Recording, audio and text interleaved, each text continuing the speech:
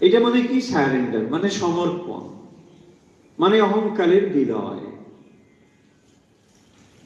তাহলে অহংকার বিলয় না হলে সেখানে ঈশ্বরের কৃপা কাজ করবে না।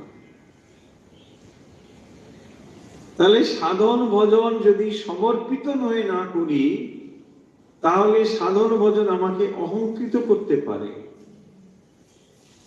যে সাধন ভজনের লক্ষ্য হলো অহংকারের নাশ করা, তাকে যদি কর্তৃত্ব বোধ নিয়ে করি, তাহলে সেটা উল্টে অহংকারকে জন্ম দেবে। সাধন ভজন কেন করি? অহংকারের বিলয় হওয়ার জন্য। এবং সেই জন্যই আমরা বলি শ্রীরামকৃষ্ণ অর্পণমস্তু, মানে হে প্রভু, সমস্ত কর্ম